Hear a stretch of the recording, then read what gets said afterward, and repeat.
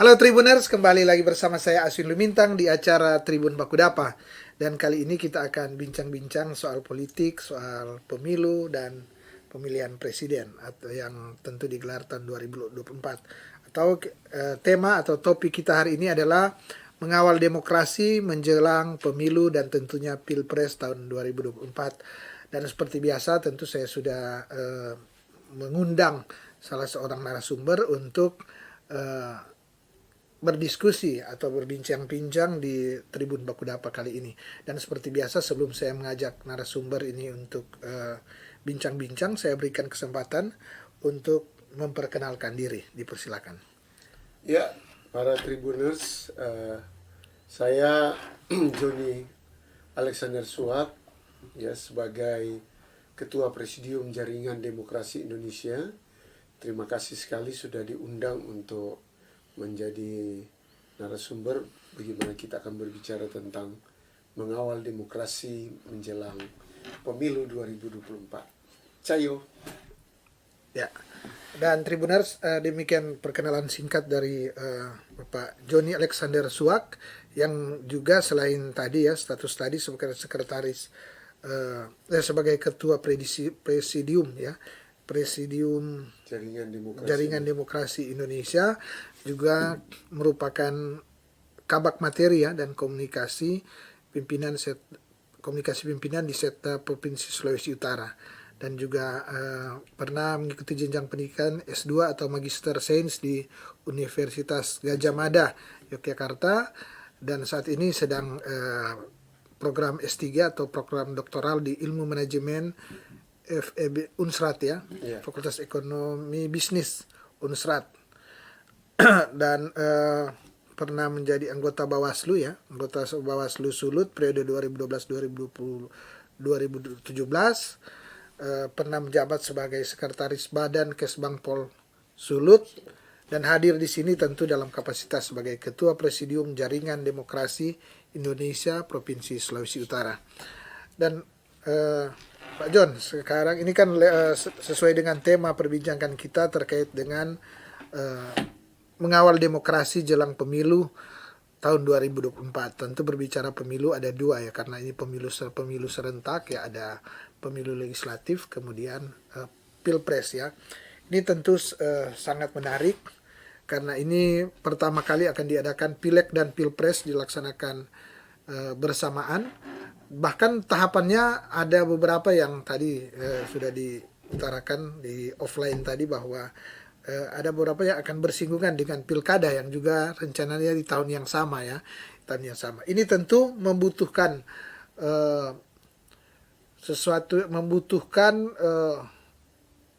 optimalisasi ya, membutuhkan kemampuan yang optimal daripada penyelenggara pemilu, daripada seluruh stakeholder yang terlibat di pemilu ini, mulai dari KPU, Komisi Penyelenggara Umum, kemudian Bawaslu, kemudian partai politik juga, kemudian kita sebagai masyarakat tentu kita harus benar-benar serius ini ya, kemudian memperhatikan sehingga apa yang dikatakan pesta demokrasi ini benar-benar terjadi di 2024 dengan tentu mau bilang puas juga, ukuran puas sangat relatif, tapi paling tidak itu sukses karena ini negara besar, negara kepulauan, tapi demokrasi kita sedang berkembang dan disorot oleh seluruh dunia dan tentu sangat membanggakan apabila di 2024 nanti pemilu kita berlangsung sukses. Itu yang menjadi harapan kita semua. Dan Pak Joni salah satu yang masuk di stakeholder ini, selain berpengalaman sebagai anggota Bawaslu, juga ketua jaringan yang tadi ya, ketua jaringan apa Pak Jon? Presidium ya. Gimana pendapat atau pandangan Pak Joni terkait dengan pemilu 2004, terkait dengan kesiapan penyelenggara pemilu, kemudian seluruh stakeholder, gimana? Ya, agenda besar demokrasi tahun 2024 berupa pileg, pilpres, dan pilkada serentak 2024 ini menjadi concern kita semua. menjadi kepentingan kita bersama sebagai bangsa dan negara. Karena itu perlu diantisipasi, baik kita memberikan dukungan terhadap penyelenggaraan pemilu yang berkualitas, kita juga memberikan harapan kepada pemerintah dan pihak keamanan untuk bisa menjaga keamanan dan ketertiban secara maksimal dan optimal, agar apa yang tadi disampaikan bahwa pesta demokrasi kita ini bisa berjalan dengan baik. Baik, ya. Karena kalau pesta demokrasi ini tidak berjalan dengan baik, baik ini dalam pengertian adalah pemilu itu dapat dilaksanakan secara demokratis. Ya. Apabila setiap warga negara Indonesia yang mempunyai hak pilih, ya, Pak Aswin, saya mempunyai hak pilih, dapat menyalurkan pilihannya secara langsung, umum, bebas rahasia, jujur dan adil, jadi luber dan jurdil. Dan ada syarat utamanya bahwa setiap peserta, setiap pemilih itu memilih hanya satu kali. Dan kita sebagai stakeholder pemilu, artinya kejujuran ini ya, kan? kejujuran hanya satu kali. Kita juga sebagai stakeholder pemilu dengan Bawaslu, KPU sebagai penyelenggara pemilu, dengan pemerintah, kita perlu menjaga hak konstitusi. Nah, ini kontennya. Kontennya mengawal ini dalam konteks kita menjaga bahwa setiap orang yang mempunyai hak untuk memilih, dia harus didaftarkan. Dan dia secara luber jurdil, dia punya hak untuk bisa memilih, maka hak konstitusi pertama yang kita kawal. Nah, bagaimana kesiapannya?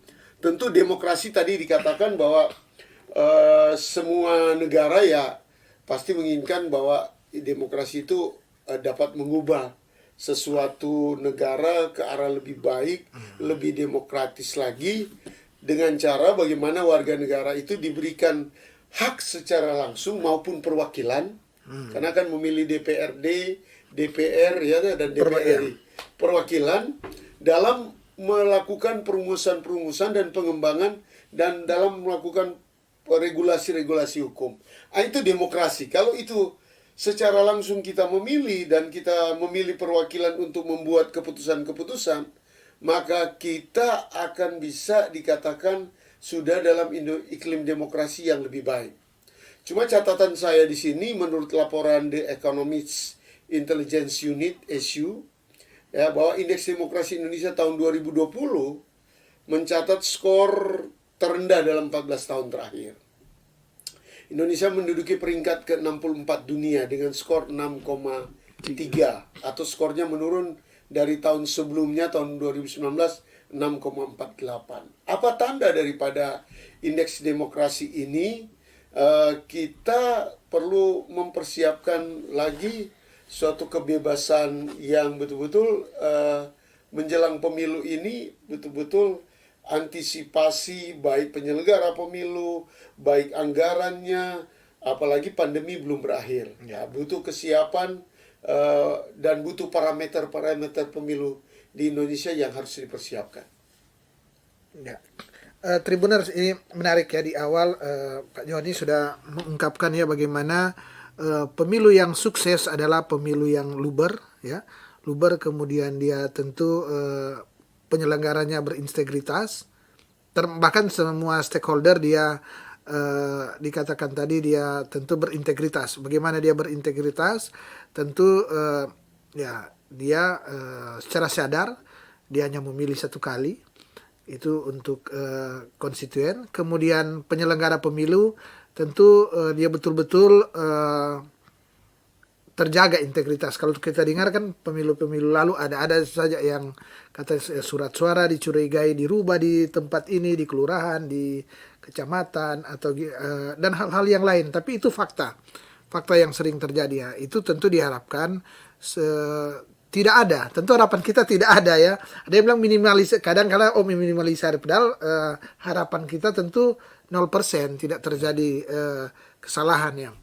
Itu yang dikatakan tadi oleh Pak Joni, bagaimana agar supaya terwujud suatu pemilu yang berkualitas, sehingga itu yang menjadi harapan. Kemudian ini tentu akan menggambarkan bagaimana dunia akan melihat sejauh mana kualitas daripada pemilu kita. Kemudian ini outputnya tentu kita akan lihat dari perwakilan-perwakilan yang kita pilih, kemudian pemimpin negara yang yang juga kita akan pilih nanti.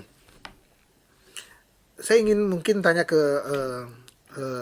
Pak Joni terkait dengan ini pemilu kan sudah dimulai tahapannya sudah dimulai. Tentu saat ini KPU selaku penyelenggara pemilu sudah mulai melakukan apa yang menjadi tugas-tugas mereka, juga Bawaslu dan di samping mereka sementara melakukan tugas-tugas mereka, ini ada proses pergantian ya sementara terjadi. Ini kemarin ada di KPU, kemudian Bawaslu RI sudah ya di tingkat provinsi sudah di tahap seleksi. Kemudian nanti diikuti di kabupaten kota. Bagaimana Pak Joni melihat akan nanti ke penyelenggara ini nanti? Apa yang orang harapkan bersama di karena salah satu kunci sukses, bahkan menurut saya kunci sukses utama ini di penyelenggara juga ini. Kemampuan mereka, selain integritas, mereka juga harus mempunyai kemampuan pintar dan pengalaman sehingga mereka mampu. Karena ini kan soal banyak sekali kasus-kasus yang bukan hanya pintar tapi membutuhkan pengalaman yang baik dalam menyelesaikan daripada penyelenggara pemilu baik KPU maupun Bawaslu.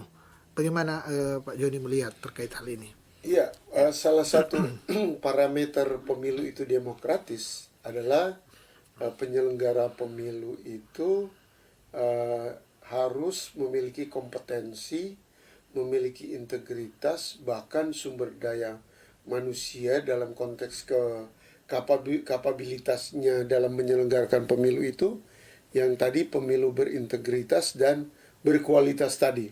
Nah, ini salah satu parameternya. Pemilu itu merupakan bagian daripada integral negara demokrasi. Penyelenggara pemilu adalah yang salah satu aspek yang bisa menentukan pemilu itu berjalan dengan baik. Saya mengatakan begini, ada beberapa kriteria pemilu itu demokratis. Yang pertama adalah bahwa kita harus regulasi itu yang jelas dan tegas. Regulasi pemilu kita itu jelas, Undang-Undang 7 2017 tentang pemilu dan Undang-Undang 10 2016 tentang pilkada. Tentu Undang-Undang 7 2017 ini mendasari setiap kegiatan dan aspek yang dilakukan oleh Bawaslu maupun KPU. Ada dua hal yang perlu diperhatikan oleh kita para stakeholder pemilu. Bawaslu RI, KPU RI sudah terbentuk, sudah dipilih. Sekarang lagi berproses Bawaslu provinsi di 25 provinsi. Di 25 provinsi ini. Dan sudah masuk tahapan 12, tinggal masuk tahapan 6. Saya berharap, saya menitip pesan kepada setiap tim sel yang ada. 25 atau 35 provinsi? 25 provinsi 35. Dulu. Yang 9 itu masih nanti di tahap depan. Ada tahapan lagi. Saya menitip Pak Aswin, Tribuners, bahwa seperti referensi Bawaslu RI itu, semua itu muncul dari Bawaslu provinsi yang jadi. Luar biasa. Artinya luar biasa. SDM kompetensi, pengalaman, exercise mereka itu betul-betul teruji. Ya kalau boleh sama seperti itu. Bawaslu provinsi yang sementara dites ini, kalau boleh saya lihat ada 7 sampai 8, 9 orang yang memang berasal dari Bawaslu kabupaten kota. Ditambah ada KPU 2 orang. Ya diharapkan mereka yang meneruskan garis perjuangan karena daripada punya pengalaman ya. Iya, yang harus pengalaman, punya kompetensi, tidak lagi harus belajar lagi. Karena ini bukan tempat belajar ini. Bukan tempat belajar. Contoh di jurnalistik. Kalau orang baru yang masuk jurnalistik, bagaimana mengatur konten podcast saja tidak mengerti, bagaimana dia mau menyelenggarakan podcast-podcast seperti ini. Nah, maka syarat ini penting, SDM. Tambah lagi kedua, ada SDM ad hoc. Nah, ini yang Panwascam, PPK, pengawas desa kelurahan, sampai pengawas TPS, KPPS ya. KPPS ya. Itu betul-betul kita ini akan direkrut hampir jutaan orang. Ya. Ini kita betul-betul harus mempersiapkan diri.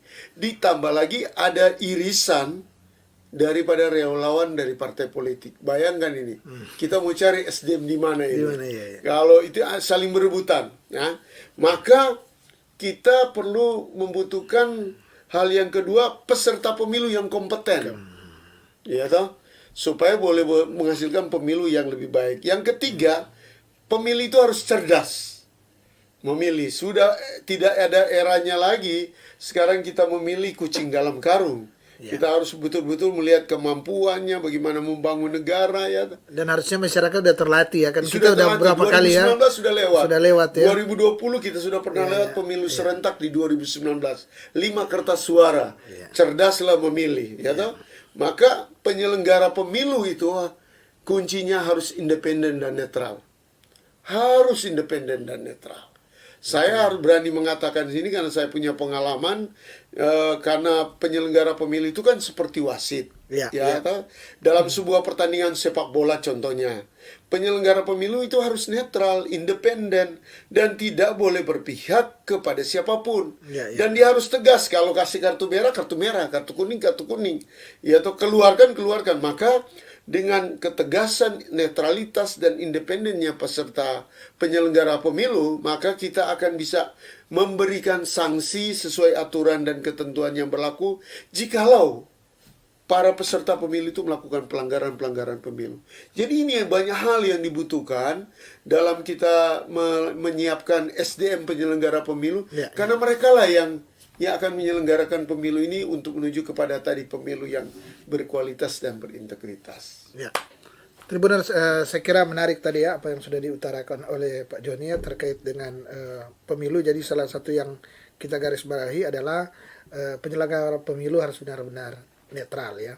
Penyelenggara pemilu tentu apalagi yang di bawah. Kata yang mungkin yang di bawah yang tadi dikatakan PPS, KPPS ya, karena penentu sukses itu adalah di tingkat bawah, karena mereka yang mengambil data, mereka yang menuntun masyarakat, pemilih, konstituen untuk memilih. Di situ sebenarnya mulai terlihat bagaimana keberadaannya. Jadi hal-hal teknis yang kita lihat tentu dia jam bukanya, kemudian bagaimana aspirasi dari masyarakat. Ini tergantung sosialisasi dari tingkat bawah. Itu tentu yang tentu kita garis bawahi. Kemudian saya tertarik yang dikatakan bahwa pemilu ini dia sukses apabila penyelenggara pemilu, dalam hal ini KPU, tentu Bawaslu juga yang meneropong, yang melihat dia memberikan kesempatan yang sama kepada partai politik ini ya. Partai politik ini dia benar-benar netral dan memberikan kesempatan yang sama baik kepada partai maupun wakil-wakil yang akan dipilih oleh masyarakat. Bagaimana Pak Joni melihat hal ini? Untuk ini garis bawahi yang soal memberikan kesempatan yang sama. Ini kan kelihatan sangat ini sekali ya, sangat sulit mungkin, tapi bukan, saya kira satu keniscayaan harus kita harus ada standar memang gimana untuk ini, kan sangat subjektif kalau kita mau melihat ini dia. Ini ada partai-partai yang sudah besar, partai-partai yang besar yang sudah lama ada, tentu sudah lebih dikenal dengan penyelenggara. Ada partai yang baru yang kemudian mungkin akan ikut bertanding. Kemudian bagaimana kita yang dimaksud memberikan kesempatan yang sama? Ya, terima kasih Tribuners, bahwa pemilu yang demokratis itu merupakan sebuah keniscayaan. Apa yang disampaikan oleh Pak Aswin tadi, bahwa sebagai acuan kita butuh standar.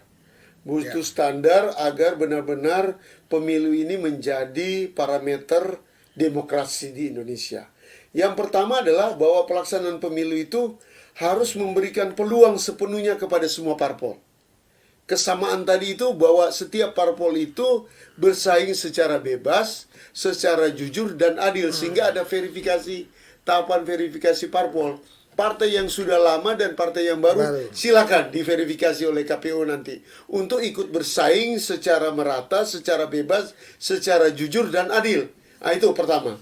Yang kedua, pelaksanaan pemilu ini betul-betul dimaksudkan untuk memilih wakil-wakil rakyat yang memiliki kualitas, memiliki integritas moral, dan yang paling penting wakil-wakil tersebut itu mencerminkan kehendak rakyat. Inilah kebebasan yang diberikan supaya demokrasi kita bisa berjalan. Dan itu di parpol ya? Ya, parpol itu harus diberi kebebasan kepada parpol. Ketiga, pelaksanaan pemilu itu harus melibatkan semua warga negara tanpa ada diskriminasi, tanpa ada perbedaan-perbedaan, tidak boleh. Sehingga sampai orang yang orang yang cacat itu harus diberi kesempatan, ruangannya, tempatnya, kapan saja itu diberi kesempatan. Dan yang keempat, Pak Aswin, pemilu ini dilaksanakan dengan seperangkat aturan PKPU, Perbawaslu, Undang-Undang 7 2017 secara bebas ya, berasas kebebasan dan kejujuran. Ya. Tidak boleh lagi ada dusta di antara kita dalam melakukan kegiatan-kegiatan pemilu ini. Nah, yang kelima itu kehendaknya pelaksanaan pemilu mempertimbangkan instrumen dan penyelenggaraan yang sangat mungkin adanya kepentingan lembaga-lembaga tertentu atau kepentingan-kepentingan orang tertentu yang mengganggu iklim demokrasi dari sebuah kontestasi pemilu. Sehingga kalau dengan demikian, maka demokrasi yang dibangun dari pemilu itu memiliki filosofi bahwa pemilu itu sebenarnya kehendak lebih ditekankan pada manifestasi dari hak masyarakat. Jadi kebebasan dari masyarakat untuk memilih, dan kejujuran daripada penyelenggara pemilu, dan kebebasan daripada stakeholder pemilu dan peserta pemilu dalam mengikuti pemilu. Inilah kita akan mengawal demokrasi itu. Ya. Dan tentu walaupun kita sudah di pemilu, setiap pemilu, apalagi ini ada dirangkaikan dengan pilpres menjadi satu bagian, tentu ada kendala-kendala. Kenapa? Karena negara ini bukan negara kecil. Kita adalah negara yang besar, dan secara geografis kita negara kepulauan ya. Kemudian latar pendidikan berbeda-beda. Kemudian di satu tempat ada yang banyak penduduknya, ada yang sangat sedikit. Tentu ini membuat pemilu di Indonesia relatif tentu ada kendala-kendala yang seperti kita sudah sentil di awal, membutuhkan instrumen penyelenggara pemilu yang luar biasa sebenarnya ya, penyelenggara pemilu yang luar biasa. Tapi menurut Pak Joni, kira-kira apa sebenarnya yang menjadi kendala yang perlu kita perbaiki atau supaya penyelenggara pemilu di 2024 nanti optimal? Ya, memang menarik ya. Pemilu sudah berlangsung lama, tetapi kita masih melihat banyak celah-celah pemilu yang sehingga orang pesimis menghadapi pemilu. Ada beberapa kendala yang memang dihadapi dalam kita membangun demokrasi ini lewat pemilu. Yang pertama adalah kecenderungan masyarakat itu memakai kekerasan atau paksaan atau semacam take and give ya. Memaksa orang untuk merubah pilihannya dengan menggunakan hal-hal yang lain. Ini menjadi masih tercermin di pada kehidupan bermasyarakat. Ke depan kalau seperti itu, biarkanlah sesuai hati nuraninya, sesuai kehendak bebasnya memilih pemimpin yang sesuai dia inginkan. Tidak boleh ada unsur paksaan di sini, ya, atau apalagi kekerasan. Tidak boleh. Yang kedua, kendala yang kedua ini berat. Politik uang. Politik uang ini, Pak Aswin, masih sulit dalam regulasi kita, Undang-Undang 7 2017, untuk bisa memberantas apalagi mencegah. Dan itu banyak celah. Contoh celahnya begini. Di Undang-Undang 7 2017, pelanggaran politik uang adalah peserta pemilu atau tim kampanye yang terdaftar di KPU. Nama-nama yang terdaftar. Kalau mereka melaksanakan politik uang, maka pembatalan calon pilkada atau presiden. Tetapi yang justru di lapangan di masyarakat bukan mereka ini yang terjerat, tetapi orang lain yang tidak terdaftar di daftar kampanye. Ya tentu ini tidak bisa kena. Tak tersentuh ya. Tak tersentuh kalau orang-orang yang tidak terdaftar. Dan ini partai kan tahu dia bisa jadikan ini celah. Iya, itu. Ini yang partai atau semua yang terlibat lah. Ini PR untuk Bawaslu dan KPU ini harus diantisipasi. Bung Herwin Malonda, kita kasih PR untuk bisa menyelesaikan ini. Kemudian yang ketiga politik identitas. Ini masih ada ya, tetapi perlu dipikirkan kembali, dipertimbangkan kembali supaya kita tidak mengalami satu fase memilih orang yang hanya karena kekerabatan atau apa, tetapi tidak juga boleh disampingkan walaupun dia kerabat, tapi kalau dia berkualitas dan berdemokrasi tidak boleh dilarang itu.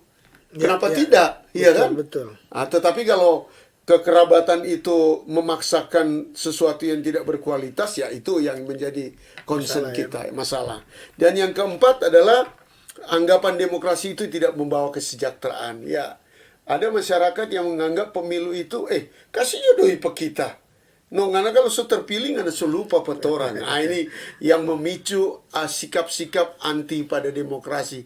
Pemilu tidak ada manfaat buat orang. Cuma pengundi wakil-wakil rakyat atau pemilu yang terpilih yang bermanfaat. Padahal sebenarnya pemilu itu adalah legal sih untuk kita kepada iklim demokrasi. Ya, jalan keluarnya ya sebagai pengawas pemilu, Bawaslu sebagai penyelenggara pemilu, KPU harus memberikan solusi-solusi dalam kita menghadapi kendala-kendala demokrasi yang tidak dapat ditanggulangi pada pemilu yang lalu. Sekarang kita hadapi. Mulailah seperti hari ini, luar biasa. Tribuners melakukan sosialisasi. Ini cara-cara kita bisa memberikan sedikit pendidikan politik kepada masyarakat, kepada stakeholder pemilu, untuk kita bersama-sama melakukan untuk bahwa demokrasi itu dalam pemilu berjalan dengan baik. Ya. Tribuners, saya kira menarik ya kemarin, dan ada beberapa poin penting yang saya garis bawahi terkait dengan bagaimana sih ada kendala-kendala tadi dikatakan, kecenderungan masyarakat memakai kekerasan ya, kemudian ada politik uang, politik kekerabatan, kemudian adanya anggapan demokrasi tidak membawa kesejahteraan. Ini hal-hal penting yang tadi sudah disampaikan oleh Pak Joni. Jadi sudah menjadi rahasia umum bahwa ya kekerasan sering terjadi, kemudian politik identitas, jadi berdasarkan agama, berdasarkan suku, berdasarkan ini tentu yang terus dikikis ya oleh kita semua. Tentu tidak ada salahnya memilih keluarga kita, tidak ada salahnya memilih kerabat kita, satu agama, satu suku, itu sering terjadi. Tapi yang diharapkan tidak terjadi adalah mengkampanyekan secara masif ya, mencarakan secara masif untuk mengalahkan kubu sebelah atau faksi sebelah, tentu dengan cara-cara yang memprovokasi masyarakat. Kita punya sejarah kelam ya, tercatat sejarah kelam di Pilkada DKI 2017, itu sejarah kelam yang diketahui secara nasional, bahkan dunia bahwa terjadi suatu politik identitas dalam suatu pemilu pilkada di Indonesia, dan kita sudah melihat hasilnya dan efeknya menasional yang kita tentu berusaha tanggal agar supaya tidak terjadi lagi. Banyak contoh-contoh di pemilu di luar Indonesia, di Amerika juga sebagai dikatakan salah satu negara demokrasi yang perlu kita contoh. Kalau kita lihat-lihat ada beberapa kejadian yang di sana menafikan akan politik identitas, sehingga sampai hari ini negara Amerika dia tetap menjunjung tinggi akan demokrasi, walaupun memang ada sering juga terjadi ada cedera-cedera demokrasi ya, seperti waktu pemilihan kemarin ini yang Trump itu sudah diketahui oleh masyarakat luas. Dan tentu sengaja saya menyentil ini agar supaya ini fakta hari ini yang harusnya orang bongkar sama-sama, sehingga tidak terjadi pengulangan sejarah. Dan di 2024 Pak Joni ini selain dia sangat menarik, sangat esensial karena ada suksesi kepemimpinan, ada pergantian kepemimpinan. Pak Jokowi tidak bisa lagi mencalonkan untuk ketiga kali kan, sehingga Pilpres nanti pasti presiden baru yang akan terpilih, pasti presiden baru, dan ini akan sangat berpengaruh sekali dengan wakil-wakil rakyat yang akan terpilih nanti.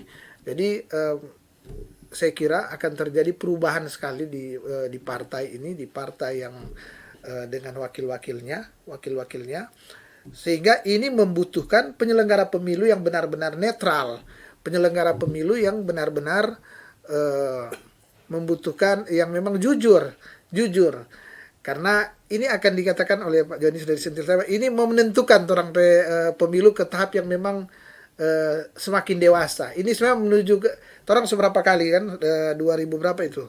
2005 mungkin 5, 10, 14 ya kemudian 19 ya ini sudah cukup lah pengalaman kita untuk ini ya. Jadi saya ingin bertanya ke Pak Joni, ini di 2024 ini apa yang harusnya yang orang laku, yang orang harapkan yang terjadi, artinya orang jangan bergerak mundur, dia harus maju, sehingga bagi Pak Joni kira-kira apa yang harus, yang selain yang sudah diutarakan tadi, kan dikatakan pemilu 2024 menjadi strategis, ini bukan karena pilkada, juga bukan karena pilkada dilakukan di tahun yang sama, tapi pemilu 2024 ini bisa menjadi momentum politik untuk mengakhiri fase transisi menuju konsolidasi demokrasi.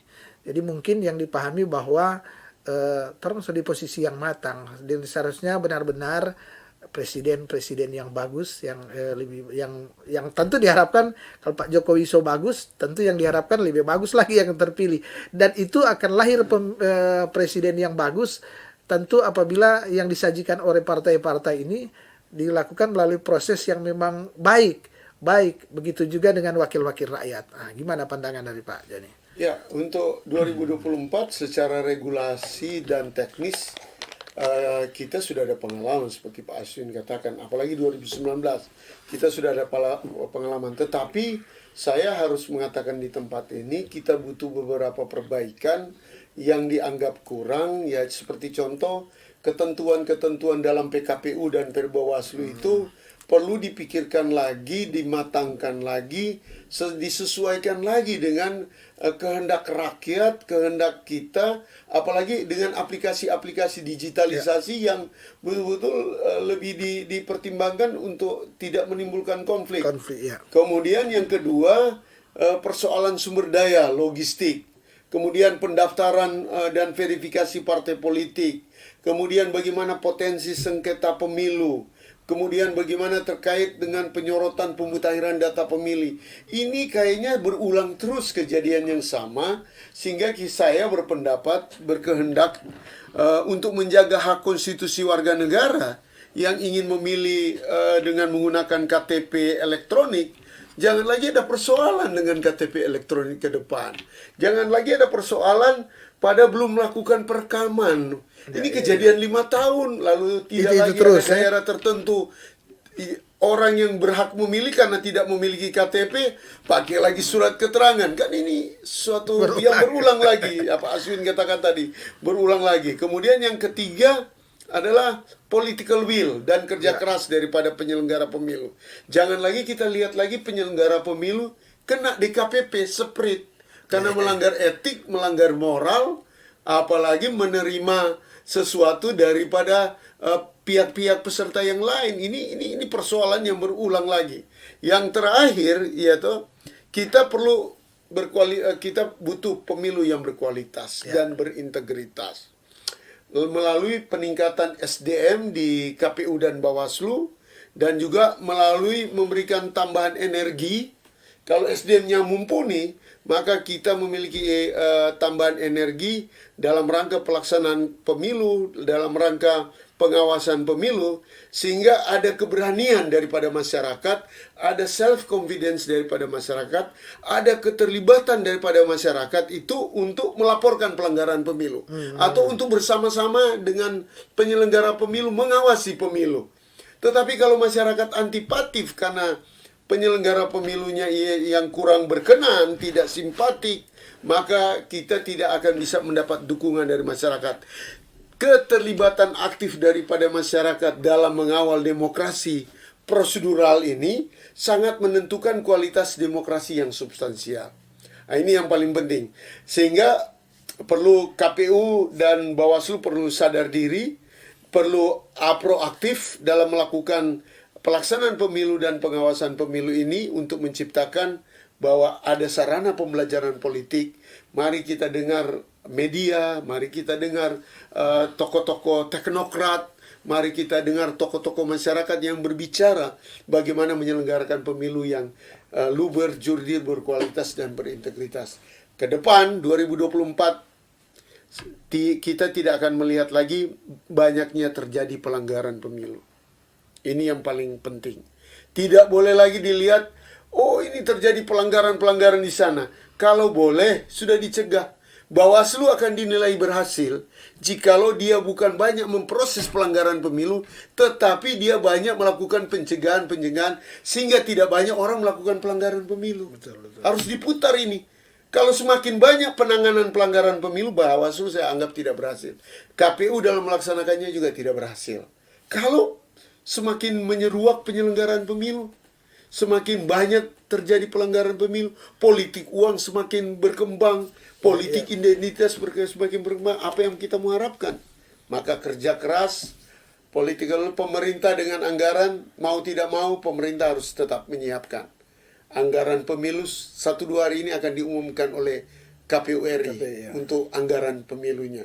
Kita akan menunggu, saya kira pemerintah Republik Indonesia, Pak Jokowi dan Ibu Sri Mulyani pasti akan menyiapkan. Begitu juga pemerintah Provinsi Sulawesi Utara dalam Pilkada tahun 2024 sudah sementara diancang-ancang. Walaupun anggaran kita menipis, tapi tetap dalam rangka pemilu kita anggaran pemerintah.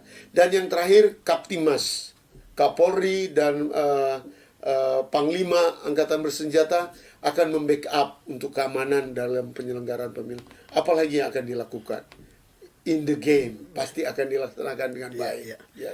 Ini Tribunner saya kira menarik ya, tadi sudah dijelaskan secara lugas, gamblang ya terkait dengan proses pemilu kita, pemilu yang kita harapkan semua. Tadi sudah disentil bagaimana peran KPU, KPU, Bawaslu, kemudian kita juga, kita sebagai masyarakat. Sebenarnya kita sudah sangat pengalaman. Tadi sudah beberapa kali sudah disentil bahwa kita di era reformasi ini sudah untuk pemilihan langsung sudah beberapa kali, jadi sudah sangat baik sebagai masyarakat, sudah sangat masyarakat pemilih konstituen kita sudah sangat pengalaman dan harusnya sudah cerdas ya dengan dalam pemilu. Walaupun ada regulasi-regulasi yang berubah ya, tapi secara substansial sebenarnya banyak yang mirip-mirip sebenarnya kan. Kemudian penyelenggara pemilu kita tadi sudah disentil. Hendaknya ya mudah-mudahan yang dipilih yang memang sudah berpengalaman, karena yang kita harapkan adalah bagaimana KPU, Bawaslu yang ada, yang hadir, maupun lembaga-lembaga ad hoc di tingkat kecamatan, kelurahan, di PPS atau KPPS, ini diharapkan yang memang sudah bukan belajar lagi. Ambil yang orang Manado bilang, ambil yang sudah pengalaman, kemudian yang pintar. Kecuali yang memang waktu lalu kelihatan memang nakal, memang enggak ini ya jangan lagi mereka yang dipilih tentunya ya. Jadi sudah ada parameter sebenarnya yang bisa kita lihat sehingga kita bisa memilih penyelenggara baik KPU maupun Bawaslu yang baik maupun lembaga-lembaga ad hoc. Dan tentu yang diharapkan juga adalah lembaga-lembaga informal yang ada di negara ini selain tadi Polri, TNI yang mengawasi, kemudian masyarakat. Lembaga-lembaga informal adalah misalnya tokoh-tokoh agama, tokoh-tokoh masyarakat juga berperan aktif untuk ikut membantu mensosialisasikan akan bagaimana pemilu ini berlangsung lebih jurdil ya, lebih baik lagi. Saya ingin tanya ke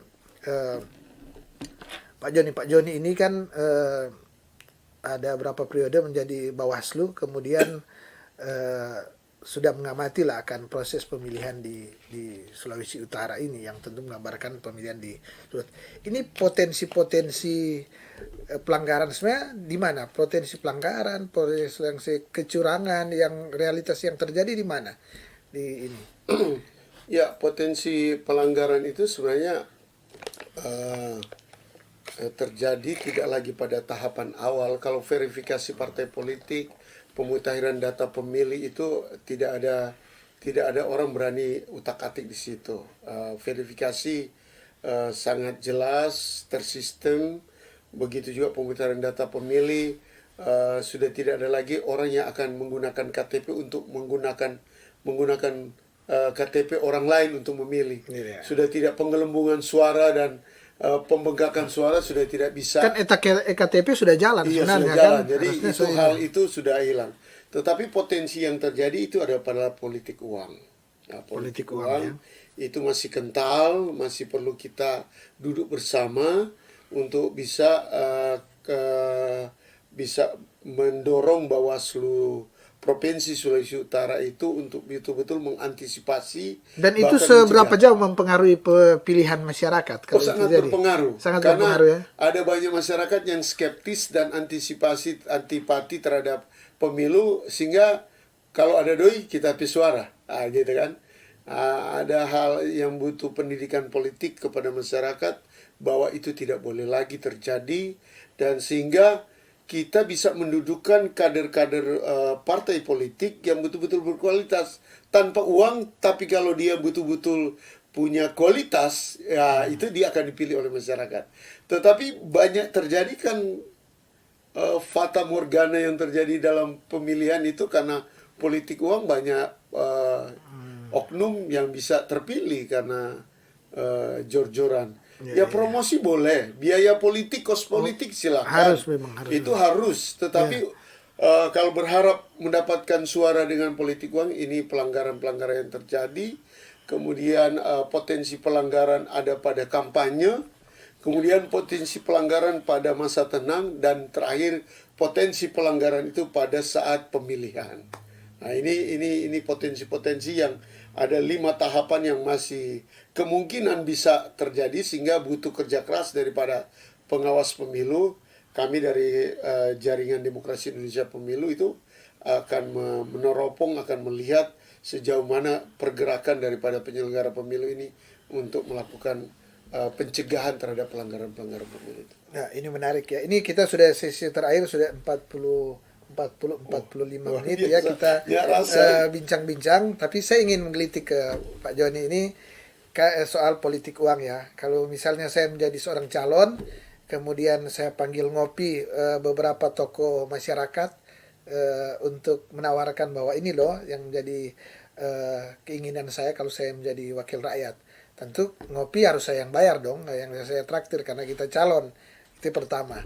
Kedua, kalau misalnya saya memberikan pendidikan politik ya, kata orang bilang mungkin kampanye, tapi ya saya katakan pendidikan politik kan wajib. Kita sebagai calon wakil rakyat, kita memberikan pendidikan politik. Pulang kita kasih uang jalan. Itu bisa tidak? Nah, toh? Bisa tidak? Jadi ke uang ngopi tentu kita bayar kalau traktir ya, tribuners. Nah, itu boleh tidak? Kedua, kita bikin pendidikan politik, pulang kita kasih oto, karena mungkin di satu kecamatan kita undang satu orang, atau di setiap kecamatan, setiap kelurahan misalnya. Kalau saya jadi calon misalnya, itu boleh tidak kita kasih uang jalan ke mereka ya. Kemudian misalnya sebelum pemilihan, 1 minggu atau 2 minggu sebelum pemilihan, ada di beberapa orang yang kita lihat memang orang kurang mampu, kita kasih akan beras atau apa. Itu kira-kira bisa tidak? Mana yang bisa, mana yang tidak bisa? Yang terakhir itu masih dalam regulasi itu bisa dikatakan melanggar. Ya. Pemberian beras untuk mengubah pilihan. Tetapi kalau dalam konteks Bapak sebagai calon tidak mengajak, ya, tetapi memberikan itu sebagai ketulusan hati menyumbang, dan tidak ada ajakan, tidak ada stempel-stempel yang tertera di situ, pilihlah saya pada menjelang pemilu, itu saya kira kemanusiaan. Bisa masih kemanusiaan. Kalau yang pertama kedua itu kos politik politik, dan malah itu edukasi politik yang justru itulah yang perlu dikembangkan, metode pendekatan kepada masyarakat ini yang perlu dilakukan. Dan sangat baik sebenarnya pada tataran itu. Yang dikatakan money politik adalah pemberian uang tunai atau barang sesuatu yang mempengaruhi pilihan pilihan dan mengajak ya. Dan mengajak. Pilih dong Pak kita. Iya, Kita pilih, suka tak kasih nih doi ya. Sukase. Betul. Maka kalau itu kos politik untuk transport, ya itu kos politik. Kos politik, itu iya. 50.000 transport dia sudah datang lagi. Karena ini orang kota, kalau di Iya. kampung soalnya enggak. Karena cuma ini kalau di kota kan orang tidak akan hadir. Kalau hadir akannya di hotel ini, so makan gratis di hotel. Kalau mau pulang lebih baik kita di kantor. Kalau tapi kantor daripada kita mau ini. Bukan mengajak tapi gini, Tribuners yang kita harus semakin dewasa, semakin artinya begini, jangan semua ini dengan politik kemudian orang melaksanakan mengatakan bahwa ini politik uang, sehingga saya sengaja menanyakan tadi ke Pak Joni kira-kira apa yang dikatakan politik uang. Jangan sampai misalnya ada juga fitnah kan, misalnya ini udah kumpul-kumpul toh, padahal dia misalnya selain dia calon, misalnya kalau dia di agama, tokoh agama, penatua, dia kasih berbagai dia kasih pada jemaat ya, dia kasih jemaat, atau kalau dia tokoh masyarakat misalnya dia ketua organisasi, ketua KNPI, GAMKI atau apapun dia, kemudian memberikan pendidikan politik serta pulang dia kasih doi misalnya doi jalan, hitung-hitungan kan bisa dia kasih 100. Itu fakta yang terjadi. Kalau orang-orang organisasi kan tahu itu. Paling pulang setelah dia ikut pendidikan politik paling ada tema di situ, tema apalah, kemudian dia kasih ini ya. Itu tadi sudah dijawab bahwa itu bukan money politik. Iya, itu katakanlah kos politik ya. Kalaupun itu dikasih untuk dalam dia kapasitas untuk mencalonkan diri. Tapi kalau dia ada kapasitas lain kan, misalnya dia kasih karena ketokohan. Tapi poinnya adalah tentu kita juga bukan kurang akal-akalin dengan yang saya katakan tadi ya, bahwa saya ingin mengatakan bahwa cerdaslah kita dalam memahami akan keberadaan politik ya, dinamika politik, sehingga saya juga mengundang Pak Joni ini untuk kita memberikan pencerahan karena masyarakat kita saya kira bukan seperti awal tahun 2000 lagi atau awal tahun 2010 yang mungkin masih di awang-awang bagaimana sih orang punya pemilihan, mungkin secara untuk berdinamika politik tidak semua sanggup, tidak semua bisa, tapi sebenarnya untuk merasakan bagaimana sih ini pilkada, bagaimana sih ini pemilu, semua orang sorasa ini proses pemilu, sehingga kita harus lebih terbuka Pak John untuk bicara-bicara lagi. Kita bicara kalau di forum-forum begini harus lebih real. Kalau di gedung di perkuliahan tentu orang bicara ini, tapi saya sengaja mengajak Pak Joni orang bicara lebih real. Bagaimana sih itu yang sering terjadi di pesta-pesta demokrasi yang kemudian ada yang bilang money politik, ada yang bilang nyanda. Terakhir sekali karena ini waktu ada pilpres. Jadi pasti saya pribadi meyakini bahwa pemilu dan sangat magnetiknya sangat kuat, sehingga harapan kita bersama juga pemilih itu akan banyak. Pemilih itu akan banyak. Sehingga yang orang harapkan calon-calon tentu yang berkualitas. Pak John, dari calon-calon pilpres yang akan datang, Pak Joni sudah punya calon belum? Atau kira-kira siapa yang ini? Ya, kalau calon pilpres saya kira muka-muka lama akan muncul lagi. Ya. Muka baru tapi adalah kader-kader partai yang akan muncul.